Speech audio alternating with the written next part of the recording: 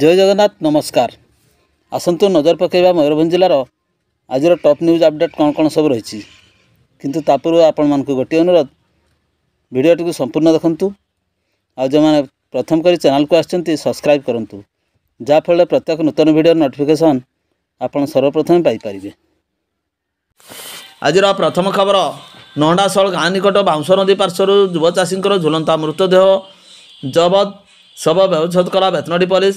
आत्महत्या सन्देह मृतकर 41 वर्षीय युव चाषी जनक होउचंती धनपुर उपकंठ डुबुरुसाई ग्रामर जादव चंद्र महांतर पुओ पूर्णचंद्र महांत। एतलाकारी तथा मृतकर सान भाई केशव चंद्र महांतर अभियोग मुताबक पूर्णचंद्र सोमवार बहत्तर समय घर पलाई आसवा बेले बाहर पटू कबाट बंद कर देइथिला। तेबे घर को दीर्घ समय न फेरिबारु पूर्णचंद्र घर लोक विभिन्न स्थान में व्यस्त विव्रत हो खोजाखोजी आरंभ कर देइथिले। तेबे पूर्णचंद्र कौन खोज खबर न पाई थिले। शेष में बाउंस नदी पार्श्व गछर पूर्णचंद्र झुलंता मृतदेह को देखि स्थानीय लोक मैंने बेतनटी पुलिस को खबर देइथिले।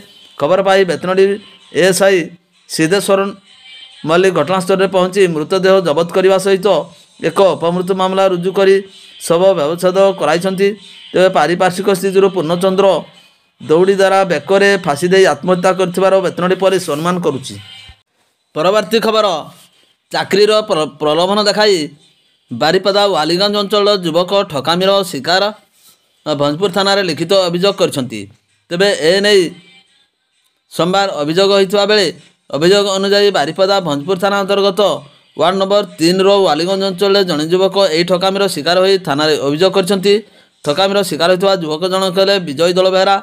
यह थाना 379/2023 एक ठकई मामला रुजु कर अधिक तदंत करिछि पुलिस। सूचना अनुसार विजय को चलित मास 13 तारिख पूर्वाह्ने छवि शुक्ला एवं अनुष्का नामक 2 जन युवक युवती से मैनेजमेंट नामक एक कंपानी चाकरी कराइदेवा नहीं प्रतिश्रुति देइथिले। एही सुजोगरे से तांकोठारू अर्थात विजय ठारू विभिन्न पर्यायर 56,000 टंका ठकी नैथिबा जणाई याकु नै सोमवार भंजपुर थाना रे लिखित अभियोग करछन्ती विजय। परवर्ती खबर बेतनटी थाना हाथीकोट पंचायत अधीन जामदापाल ग्राम रे सोमवार बणुआ हाथी खाद्य अनुसरण आसी घर भितर आक्रमण करने सहित व्यापक क्षयक्षति घटाई। हस्तगत सूचना मतक गाँ पाख जंगल में रोथुवा बणुआ हाथी खाद्य अनुसरण सोमवार जामदापाल ग्राम में प्रवेश करथिले। गाँर सुना हेम्रम स्त्री सुमी हेम्रम घर उपर आक्रमण कर घर को भांगी रुजी व्यापक क्षयक्षति करछन्ती। तेबे घर उपर आक्रमण करने समय सुमी घर भीतर थिबा बेले कौनसी प्रकार जीवन बंचाई दौड़ी पलाई जीवन बंचाई। एपटे बणुआ हाथी घर भांगा सहित घर रे गच्छित रखा जाइथिबा धान चाउल खाइबा सहित अन्यान्य आसबाबपत्र तथा घर को संपूर्ण भाव भांगी रुजी नष्ट कर देइछन्ती। घर भांगा पर सुमी असहाय होई पड़िछन्ती। से सहायता पाई वन विभाग को निवेदन करछन्ती। परवर्ती खबर चित्रपसी निकट एक नंबर विहीन बेआईन बाली बोझे ट्राक्टर जबत चालक गिरफ। करंजिया ब्लॉक चढ़ईबल पंचायत चित्रपसी अंचल में प्रत्यह ट्रिप बेआईन बाली चालाण होउथबार खबर पाई एक नंबर विहीन ट्राक्टर को करंजिया पुलिस जबत करछि एवं एही मामलार जनक को गिरफ करछि। Police sub inspector Ajay Kumar Raul कर्मचारी प्रभाकर महंत एवं गगन मुर्मू करंजिया ब्लॉक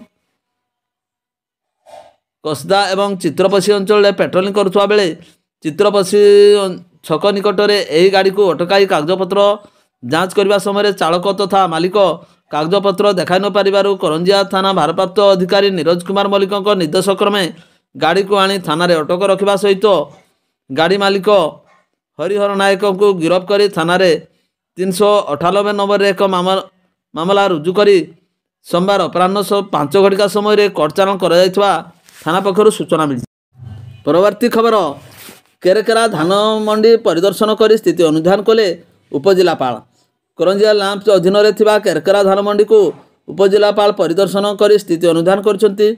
धान क्रय समय धानर मान निर्धारण कार्य चाषी निमंते होइथिबा अनुसांगिक व्यवस्था तदारख करथिले उपजिलापाल।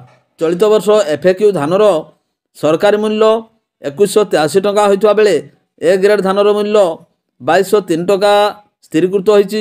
ଚାଷୀମାନେ ସୁରୁଖୁରୁରେ ଧାନ ବିକ୍ରି କରୁଛନ୍ତି ନା ଅନ୍ୟ କିଛି ଅସୁବିଧା ରହିଛି ସେ ବାବଦକୁ ମଧ୍ୟ ଉପଜିଲ୍ଲାପାଳ ତଦାରଖ କରିବା ସହିତ ସମସ୍ତ ଦେଖିଥିଲେ।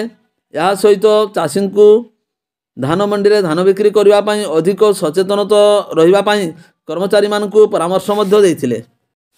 ପରବର୍ତ୍ତୀ ଖବର, ଠାକୁରମୁଣ୍ଡା ବ୍ଲକ ଅନ୍ତର୍ଗତ ଭୀମକୁଣ୍ଡ ପ୍ରାକୃତିକ ସୌନ୍ଦର୍ଯ୍ୟ ପର୍ଯ୍ୟଟନକୁ ଟାଣି ଆଣିଥାଏ।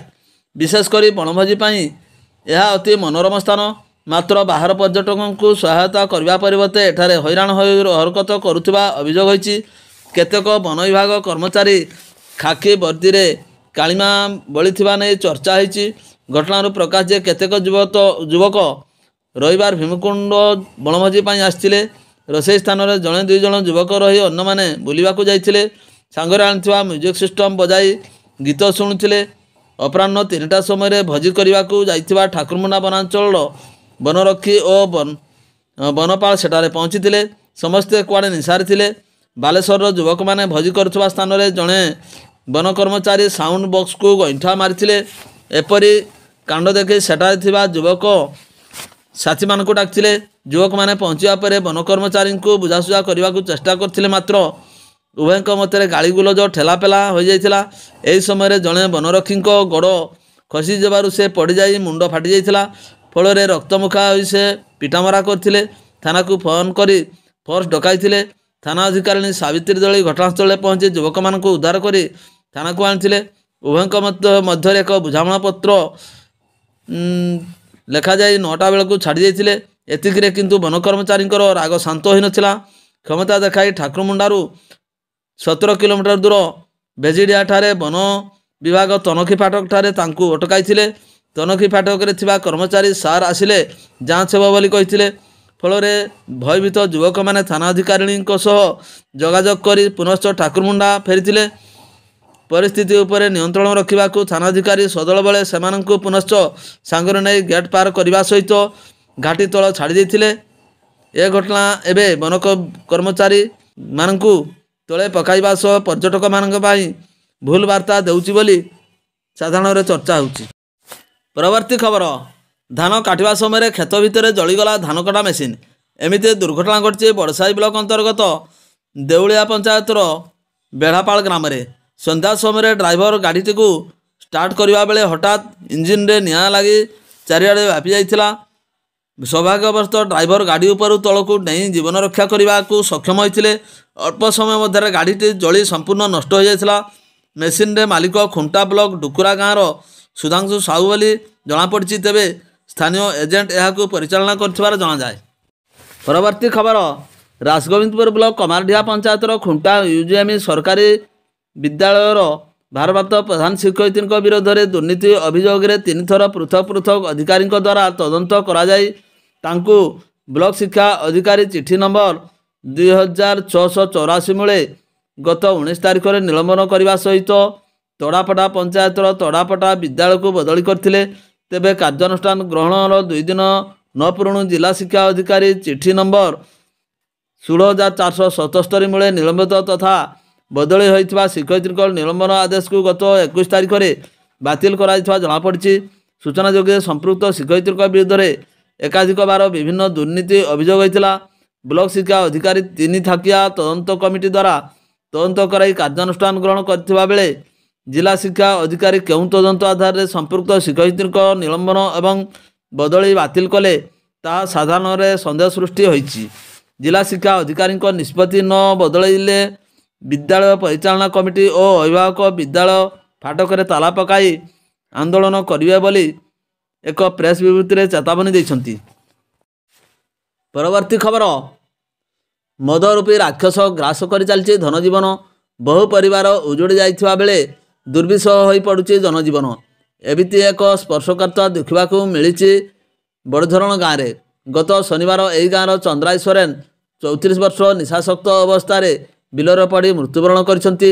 ସ୍ୱାମୀ ଏଭଳି ଅତ୍ୟଧିକ ନିଶା ସେବନକୁ ଦେଖି ତା ସ୍ତ୍ରୀ ଗତ 2 ବର୍ଷ ତଳେ ସ୍ୱାମୀ ଏବଂ 2 ପୁଅଙ୍କୁ ଛାଡ଼ି ଅନ୍ୟ ସହ ପଳାଇ ଯାଇଥିଲେ। ଚାନ୍ଦ୍ରା ହିଁ 2 ପୁଅ ଫାଗୁରାମ ବୟସ 14 ବର୍ଷ ଓ ସାଇବା ବୟସ 11 ବର୍ଷ ଏବଂ ବିଧବା ମାଆର ଭରସା ଥିଲା। ଅତ୍ୟଧିକ ନିଶା ସେବନ ପାଇଁ ତା'ର ଜୀବନ ବି ଗଲା। ଏବେ ବେସାହାରା ହୋଇପଡ଼ିଛନ୍ତି ତା'ର 2 ଅନାଥ ପୁଅ। ଏଇ 2 ନାବାଳକ ପୁଅ ବୃଦ୍ଧା ଜେଜେମା ଏବେ ଆଶାବାଡ଼ି। ଘର ଅଭାବ ଅନାଟନରେ ଚାଲିଛି ଏମାନଙ୍କର ତେଲ ଲୁଣର ସଂସାର। ବୃଦ୍ଧା ଜେଜେମା ବି ପରିବାର ଚଳାଇବାକୁ ଅକ୍ଷମ। ନିଶା ନିବାରଣ ପାଇଁ ଉକ୍ତ ପଞ୍ଚାୟତରେ କିଛି ସଚେତନ ଯୁବକ ଅଣ୍ଟା ଭିଡ଼ିଥିବା ବେଳେ ସ୍ଥାନୀୟ ଅଞ୍ଚଳରେ ଏହି ଯୁବକଙ୍କର ନିଶାଜନିତ ମୃତ୍ୟୁ ସମସ୍ତଙ୍କୁ ମର୍ମାହତ କରିଛି। ଏମାନେ ସଂଗଠନ ତରଫରୁ ଜିଲ୍ଲା ପ୍ରଶାସନକୁ ବାରମ୍ବାର ଲିଖିତ ଅଭିଯୋଗ କରିବା ପରେ ବି ମଦ କାରବାର ଉପରେ କୌଣସି କାର୍ଯ୍ୟାନୁଷ୍ଠାନ ନିଆଯାଇ ନଥିବାରୁ ଏତାଦୃଶ ଅଘଟଣ ଦେଖିବାକୁ ମିଳିଛି ଏମାନେ କହିଛନ୍ତି। ତେବେ ସରକାର ଏମାନଙ୍କର ଥଇଥାନ ବ୍ୟବସ୍ଥା କରିବା ପାଇଁ ସାଧାରଣରେ ଦାବି ହେଉଛି।